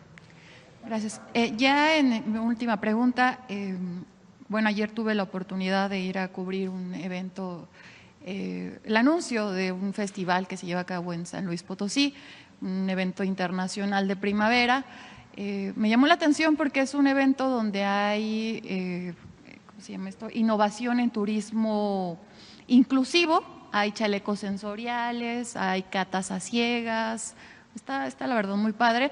Saber si usted conocía al respecto, y sobre un evento en particular, la Procesión del Silencio, que se lleva a cabo en España, también aquí en nuestro país, especialmente aquí en San Luis Capital, y que bueno, retoma también parte de nuestro México profundo, y ahora en este contexto de que se va a llevar a cabo el tianguis turístico, si usted cree que también deberían de retomarse este tipo de tradiciones, ¿qué opina de este turismo inclusivo? Esa sería mi última pregunta. Bueno, no tengo que decir que habría que… Vamos a traer a Josefina para que nos platique sobre el turismo inclusivo. Sí. ¿Cómo dices que había chalecos? Sí, chalecos sensoriales. De hecho, ayer estaba una muestra, te los pones, bueno, se lo ponen las personas que tienen algún tipo de discapacidad y vibran, tienen colores, ¿no? Se mueven con la música. La verdad es que no lo conocía. Catas para personas pues sí, con sería muy bueno que todas las nuevas, las innovaciones internacionales pues incluyan en el turismo nacional. Ayer tuvimos una reunión muy buena con la Secretaría de Turismo y todas las empresas de la Secretaría de la Defensa Nacional vinculadas con el Tren Maya, los hoteles, los aeropuertos. Vamos a tener también con la parte de Marina y las Marías, porque estamos buscando la manera de promoverlo más y que se integre más la promoción y la manera de hacer reservas. México tiene todo que exponerle al mundo entero y a las y los mexicanos. Por cierto, va muy bien. Por cierto, fue el aniversario del AIFA. Hace unos días también vamos a presentar cómo se han incrementado los viajes en el AIFA. Va muy, muy bien. Y ahora que llegue el tren de Buenavista al AIFA, pues va… Estamos esperando junio, julio ya inaugurarlo. Vamos a platicar sobre ese tema en alguna de las mañaneras. Ahí traemos muchos pendientes, Pau, para que los vayamos cumpliendo. Porque hay una empresa privada que tiene una parte de ese tren y el objetivo es que toda la empresa sea parte ya de la empresa de la Sedena, de Gafsacom. Entonces, todo eso lo vamos a platicar, porque parte del retraso del tren, pues es que se estaba construyendo por parte de esta empresa y hubo un retraso inmenso, en un acuerdo. Estamos trabajando con ellos para que haya un acuerdo. Bueno. Gracias. Gracias. Sobre agua. Gracias, Presidenta. En 2022, usted encabezó un acuerdo junto a otros gobernadores donde cruza el caudal del Cutzamala. Uno de los componentes, usted como jefa de gobierno, pues comentaba que habría un apartado de tecnificación en este acuerdo que se dio, bueno, que lo calificaron de histórico porque no se habían organizado los estados de Michoacán, Estado de México y Ciudad de México, pues para este tema del Cutzamala. Saber qué tanto de ese acuerdo que encabezó en su momento se retoma ahora con este tema expuesto por Conagua. Platicaron qué tanto se avanzó y ahora platicamos esto. Muchas gracias. Sí, efectivamente, cuando la presidenta fue titular de la jefatura de gobierno de la Ciudad de México, se hizo por primera vez un acuerdo ahí histórico entre los gobernadores, en aquel tiempo Michoacán, Estado de México, para atender de manera particular a unos productores que se encontraban en el estado de Michoacán y que con recursos del fideicomiso 1928, que es un fideicomiso que capta los recursos del pago de agua en bloque que se utiliza en la Ciudad de México y en el Estado de México, se iba a financiar un programa de tecnificación para poder eficientar el uso del agua en la actividad agrícola. Los productores hasta ese momento lo que hacían era colocar mangueras, cientos, yo diría miles de mangueras en los canales para 24/7 estar tirando agua a sus parcelas de riego. Se hizo un proceso de tecnificación de acuerdo con ellos. Empezamos a trabajar de 15 bloques 10 prácticamente todos los que existían en ese momento, los más importantes.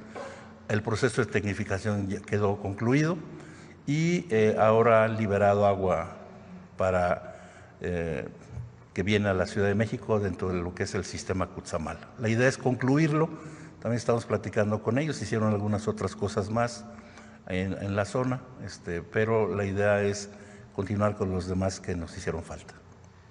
Gracias, Presidenta. No me presenté, Máximo Allende, para El Soberano. Sobre el tema de agua, otra vez, Presidenta, el pasado fin de semana encabezó junto al titular de Conagua allá en Tlaxcala, pues la Jornada Nacional de Limpieza de Ríos. Me parece que serán 25 cuerpos de agua los que estarán limpiando. El río Atoyac históricamente es uno de los ríos que más problemas acarrea a la población por las descargas ilegales de las empresas. Preguntarle al titular de la Conagua, ¿cuál es la expectativa particularmente para el río Atoyac? ¿Cuándo podría ser visible la intervención, por supuesto, ahora de esta Jornada Nacional de Limpieza?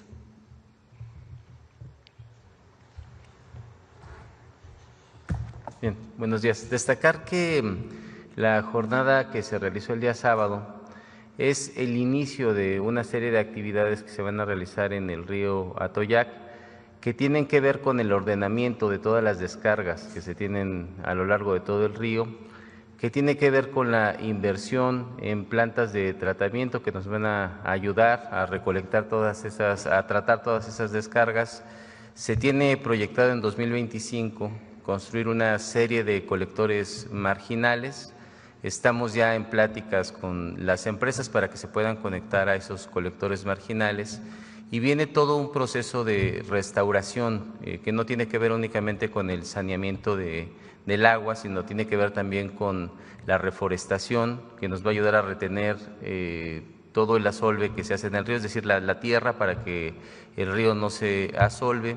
Estamos trabajando también en la liberación de las márgenes de los ríos de posibles invasiones, retirando tiraderos clandestinos. Estamos también retirando algunos espacios que se han utilizado para depositar cascajo. Se trata de una intervención de carácter integral que se está llevando de la mano con el gobierno de Puebla y de Tlaxcala. Y lo que hicimos el sábado fue detonar este inicio de trabajos.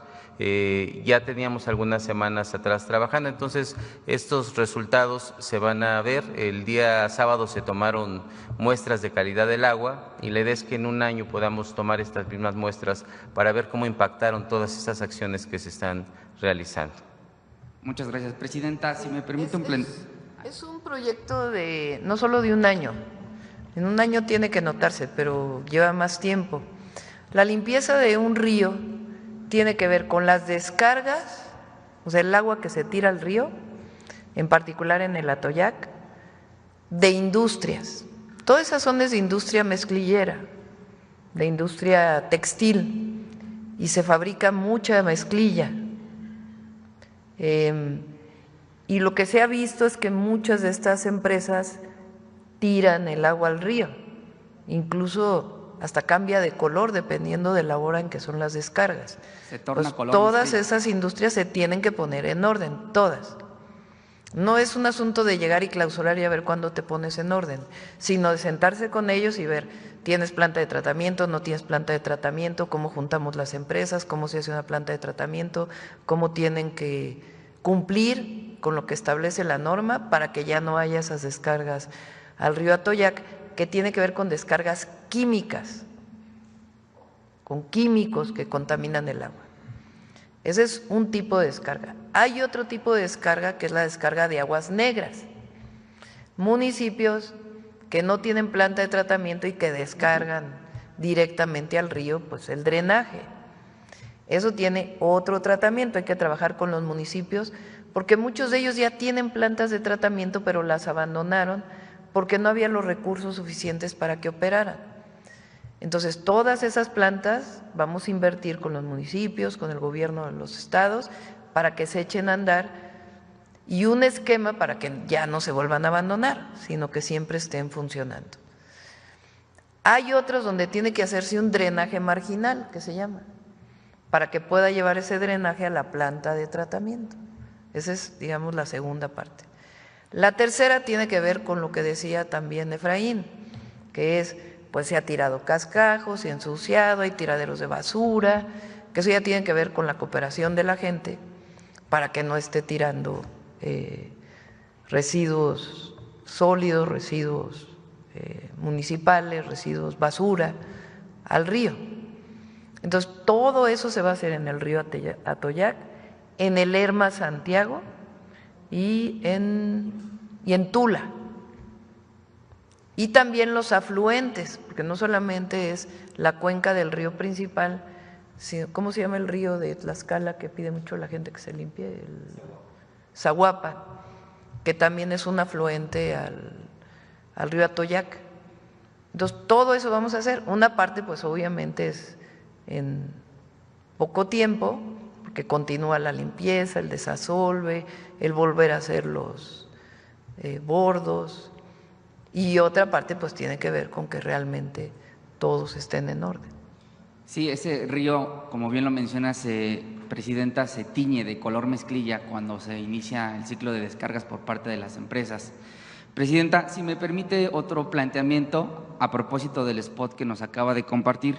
Pues bueno, desde la llegada de la Cuarta Transformación, México ha vivido momentos inéditos en materia de democracia participativa, consulta popular, revocación de mandato.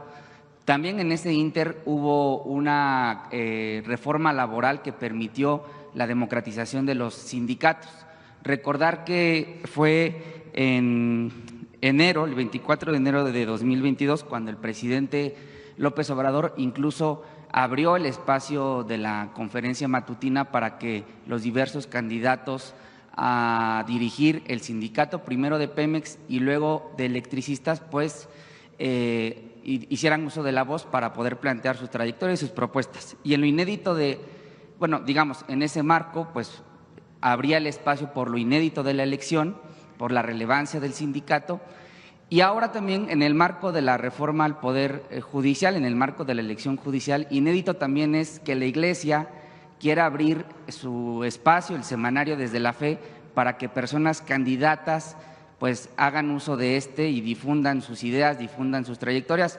Desde El Soberano creemos que se trata de un esfuerzo por parte, pues sí, del conservadurismo mexicano para posicionar a los candidatos allegados a la derecha de cara a la elección judicial. Al respecto, Presidenta, preguntarle cuál es su opinión sobre esta apertura por parte de la Iglesia, el tema del semanario de la fe. Ya contestó la presidenta del INE, no puede. Una cosa es que ellos promuevan que va a haber elección el 1 de junio, que sería muy bueno. Todas las organizaciones debemos promover la participación política, pero ya la parte de la propaganda de un candidato, de otro, tiene que ser regida por los criterios del Instituto Nacional Electoral. Nosotros no podemos, el gobierno no puede, está limitado en eso. Nosotros no podríamos traer aquí a todos los candidatos, porque además son miles, a que en la mañanera dijeran una u otra cosa. Esa parte ya no nos corresponde, o sea, ya le corresponde a los criterios que fijó el INE para elección de la persona. Ahora, por ejemplo, los partidos políticos se definió que no pueden ni siquiera promover la elección del 1 de junio como tal.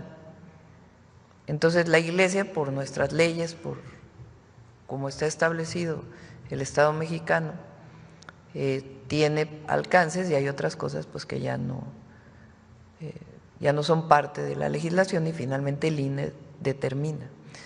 Entonces, y tenemos buena relación con la Iglesia Católica, pues estamos haciendo el programa hacia el desarme, hacia la paz. Hay cosas en las que no estamos de acuerdo, otras en las que sí, pero ellos pues tienen un marco jurídico igual que nosotros en el que nos debemos mover. Gracias, Presidenta.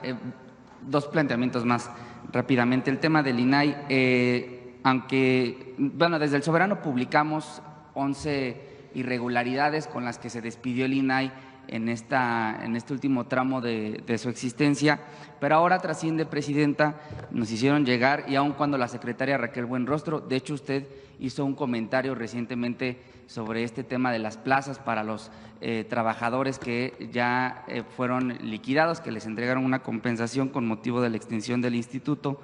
Circula, Presidenta, una liga de Google Forms para que pues los exfuncionarios puedan subir datos personales, puedan subir pues su CV, puedan subir, insisto, información delicada con la falsa promesa de futuras ofertas laborales dentro de la Secretaría de Buen Gobierno.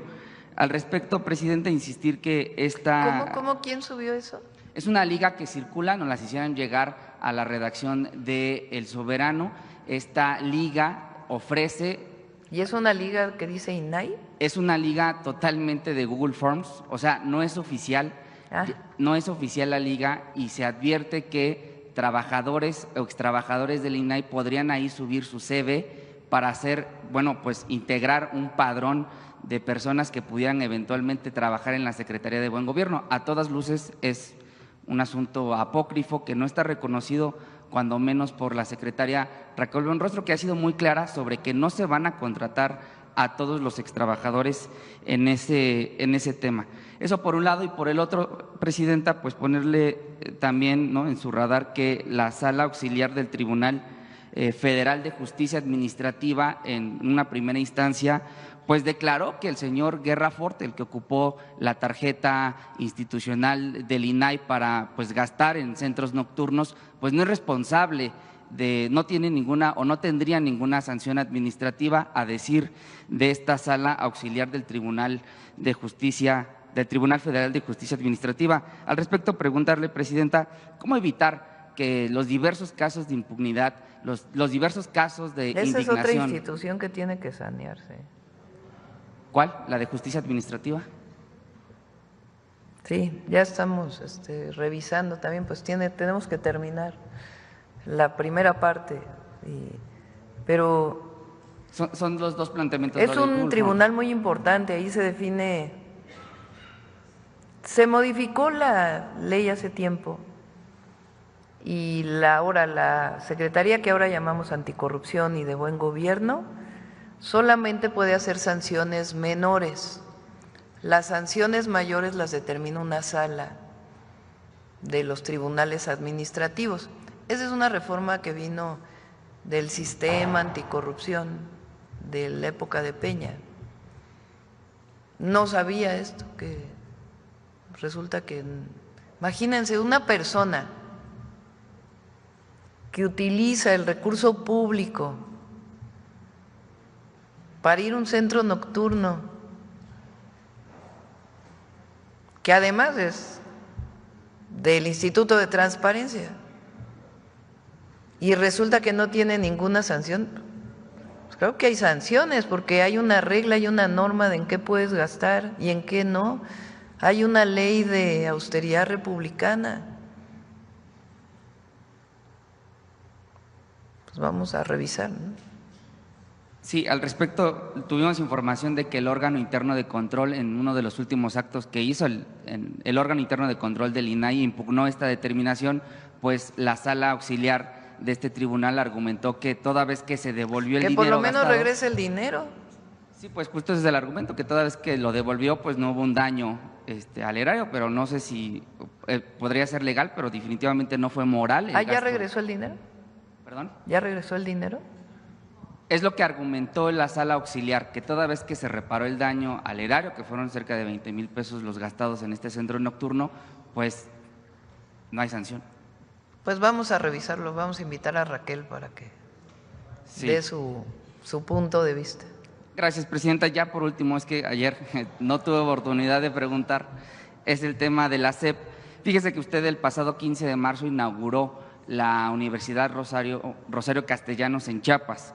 Sin duda, bueno, es algo que causa entusiasmo entre las y los jóvenes, y pues decir que a lo largo de la época neoliberal pues se fomentó o se privilegió, por supuesto, que las universidades fueran cerradas con estos procesos de selección complicados, y eso también provocó, Presidenta, la proliferación de diversas escuelas, universidades, preparatorias privadas, que muchas veces no ofrecen la calidad educativa necesaria o requerida para las personas que quieren continuar con sus estudios.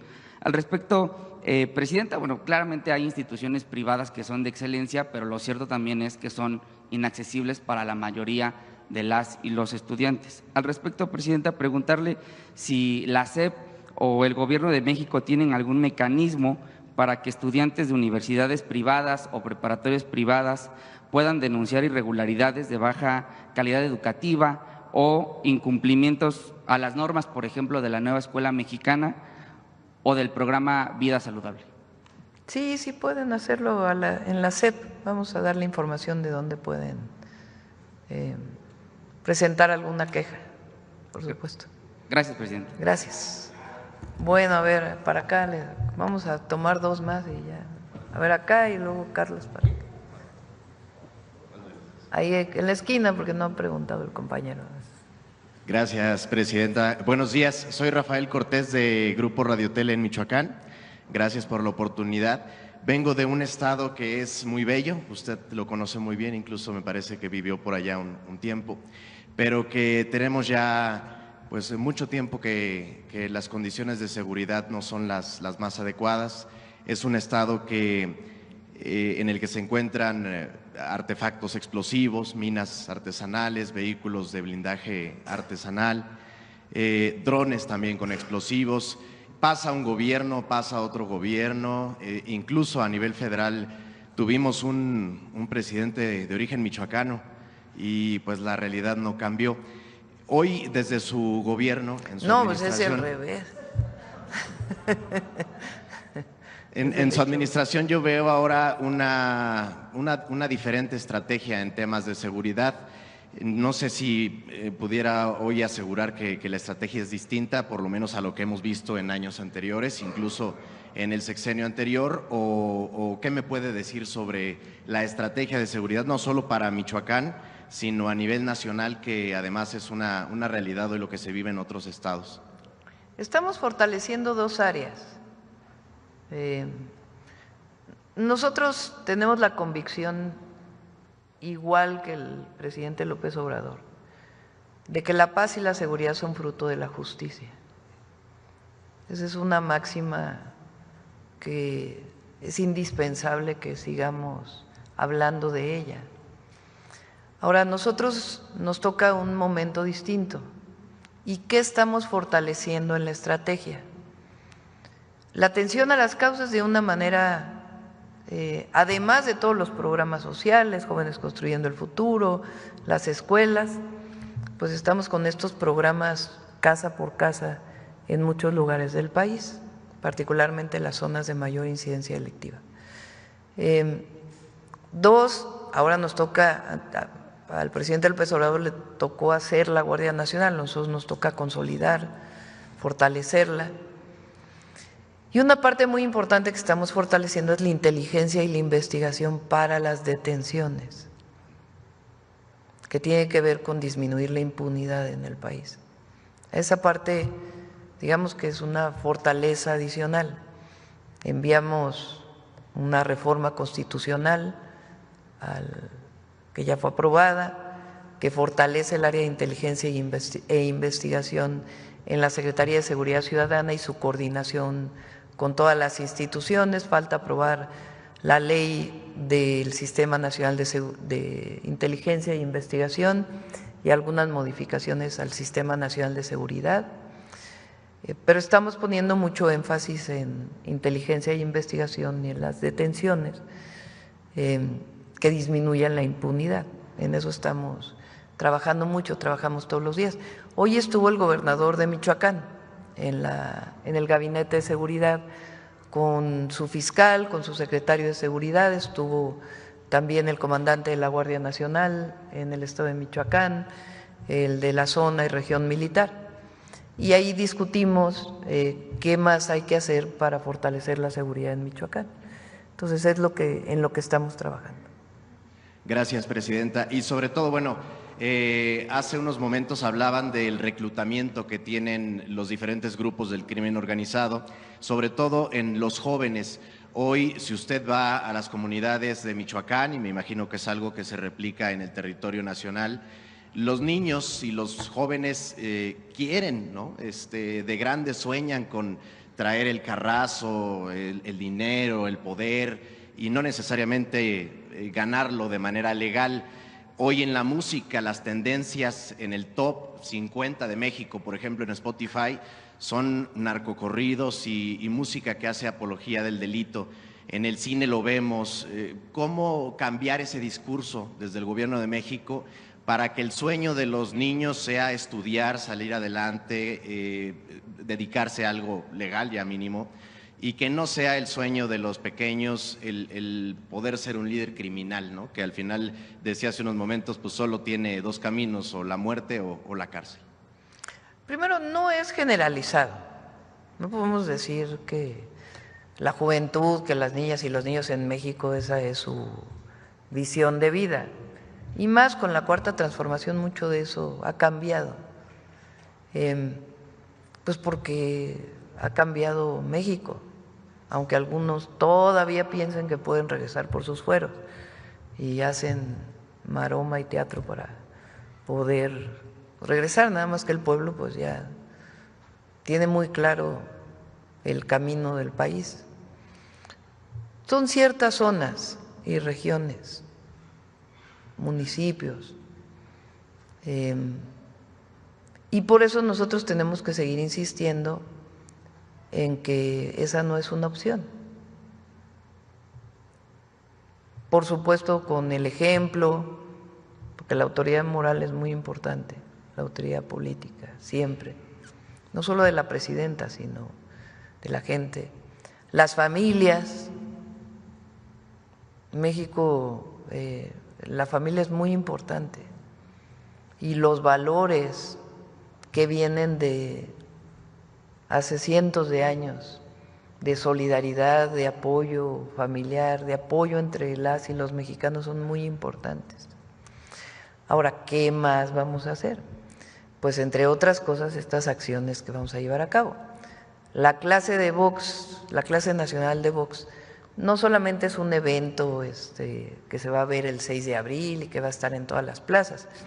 Lo que estamos haciendo es, en todos los municipios del país, promover el deporte, particularmente el box, y es los movimientos, la rutina, no necesariamente el box profesional, que también pues es un deporte olímpico, sino la rutina, lo que significa. En la Ciudad de México, con el programa Pilares, yo creo que había fácil unas 100,000 personas inscritas en las clases de box, desde adultos mayores hasta pequeñitos, haciendo las rutinas relacionadas con el box. Entonces, la clase nacional de box no solamente es un día, sino es lo que se está haciendo para incorporar a los jóvenes y a los niños y a las niñas al deporte. Esto que vamos a presentar el 7 de abril está muy interesante, porque es cambiar completamente la música mexicana. Vamos a darle una vuelta a que sí haya corridos tumbados, pero que hablen de otras cosas, que no hablen de violencia, que no sea este trato que luego se da a las mujeres en las canciones. O sea, queremos, pero es un esfuerzo de empresas productoras de Estados Unidos y de México. Está muy… les va a gustar mucho a la gente, a ustedes también. El 7 de abril lo vamos a presentar, van a venir todos los que lo están promoviendo, es paisanos allá, empresas, bueno, ya se dice disqueras, ¿verdad? Porque eso es de mi época, productoras, promotoras, de allá, de acá, van a estar metidos todos los medios públicos, van a hacer concursos a nivel municipal, a nivel estatal, a nivel regional. Vamos a promover pues la creación de nuevas letras y juntarnos para todos los géneros y nuevos géneros si quieren, para darle la vuelta y que realmente en vez de hacer apología de la violencia, pues que sea apología del amor, del desamor, de la paz, de la solidaridad, del paisaje, del amor a México, del amor a la naturaleza, a la familia, pues tantas y tantas canciones que hay con distintos motivos, pero que ya el tema de la violencia quede en el pasado y es parte de esta campaña de todo el sexenio, que es contra las adicciones y por la paz. Entonces, les va a gustar esta. Y lo de mañana presentamos la clase nacional de box y vamos a seguir, no es nada más de una vez. Por último, Presidenta, también allá en Michoacán un tema que nos preocupa es la carretera que conecta con Lázaro Cárdenas, uno de los puertos más importantes del país. Es una carretera, bueno, la autopista siglo XXI, que allá la conocemos como la autopista de la muerte, porque todos los días hay accidentes y en muchas ocasiones esos accidentes son generados, por un lado, por las malas condiciones de la superficie de rodamiento que se encuentre, la falta de mantenimiento, pero por otro lado también por la falta de responsabilidad de los choferes de carga, que en muchas ocasiones van o muy cansados o incluso intoxicados y provocan accidentes durísimos en donde familias enteras pierden la vida. ¿Qué puede hacer el gobierno federal en ese sentido? Estamos revisándola porque hay una parte que es un tramo de concesión que tiene una empresa y entonces se está revisando a ver cómo podemos mejorar la movilidad ahí. Es uno de los proyectos estratégicos de movilidad. Gracias, Presidente. Bueno, Carlos, ya para cerrar. Buenos días a todas y todos. Presidenta, con este panorama complejo por los aranceles que se están imponiendo desde Estados Unidos, ¿cómo generar certidumbre en el sector automotriz que aporta un alto porcentaje al PIB de México? Por eso nos vamos a reunir con las industrias automotrices. Me quiero reunir con lo que llaman el CEO global. O sea, no solo con la representación de la automotriz en México, sino con el de Ford, el de General Motors, el de Stellantis, que son empresas que tienen capital estadounidense principalmente, pero también con Nissan, que por cierto ahora es dirigido por un mexicano, a nivel global, con Hyundai, con todas las empresas automotrices, pues para ver primero cómo les afecta, ¿no? Y cómo promovemos el mercado interno. Miren, les platico algunas cosas. Por ejemplo, hay vehículos compactos. En México se venden muchas, en Estados Unidos se venden muchas camionetas, es lo principal. En México se venden camionetas cada vez más, las que en inglés le llaman SUV, pero se vende mucho auto compacto, pues por el poder adquisitivo que tenemos los mexicanos. Entonces, bueno, resulta que hay autos compactos que solamente se comercializan en México y en América Latina, que se fabrican en China, completos. Pues deberían también fabricarse en México, ¿no? Si es para el mercado interno. Por decir algo, hay vehículos, el otro día lo dije, que tienen algunas empresas que tienen 80% compactos, también pequeños vehículos. Bueno, vehículos compactos es como el Aveo de General Motors o no sé, otros. Ya estoy haciendo propaganda. Que tienen 80% eléctrico, 20% gasolina.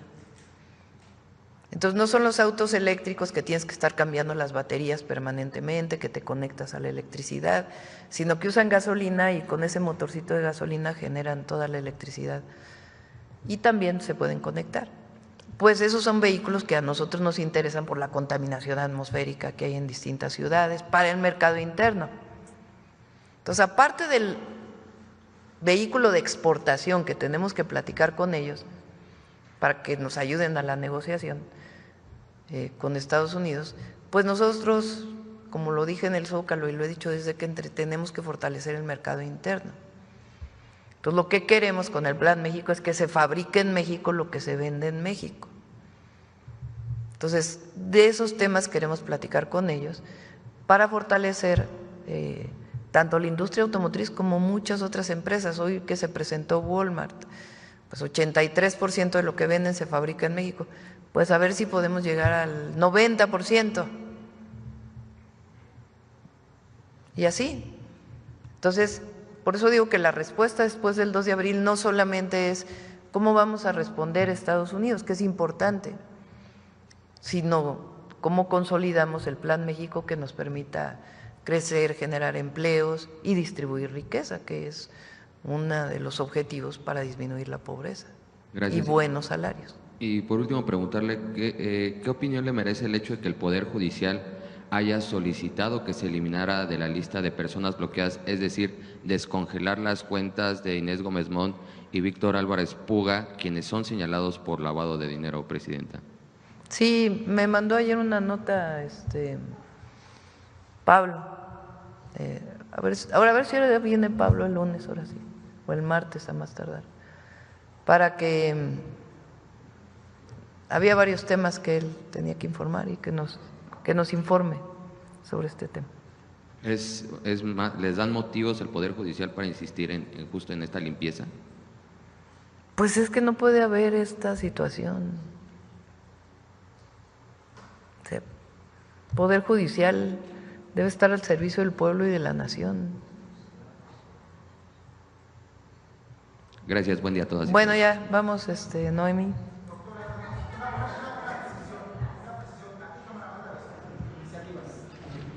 ¿Perdón? ¿A qué cámara? Senadores. Sí, están... Bueno, pues ya Ernestina ya le tomó la palabra. Va a senadores.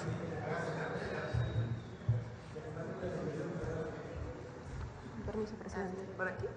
Aquí, está perfecto. Muy buenos días a todas y a todos.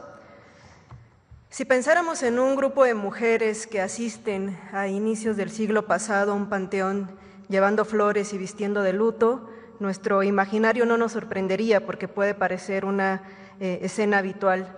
No obstante, cuando eso comenzó a ocurrir a partir del 22 de marzo, por eso retomamos esta ocasión, esta fecha, cuando comenzó a ocurrir a partir del 22 de marzo de 1913 en el Panteón Francés, se debió a que un grupo de mujeres aprovecharon este espacio para organizarse políticamente.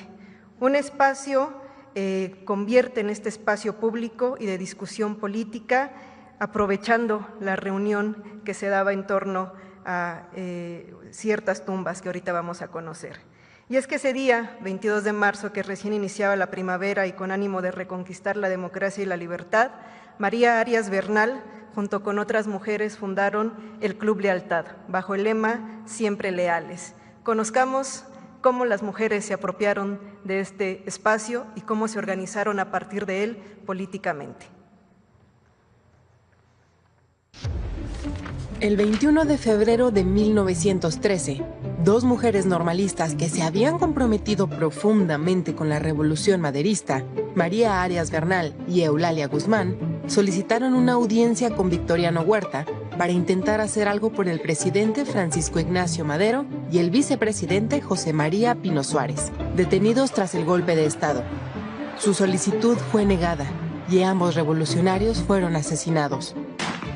El 22 de marzo de 1913, en una concurrida manifestación en el Panteón Francés, María Arias fundó el Club Femenil Lealtad, junto con Dolores Sotomayor, Eulalia Guzmán, Adelaida Mann, Inés Malváez y María Luisa Rojas. Una nutrida organización de profesoras, estudiantes normalistas y empleadas de gobierno que cada domingo se reunían en las tumbas de Madero y Pino Suárez. Llevaban flores, se organizaban contra el régimen de Huerta, coordinaban las acciones a favor del constitucionalismo y fortalecían su lucha a través de discursos, lectura de poemas y composiciones.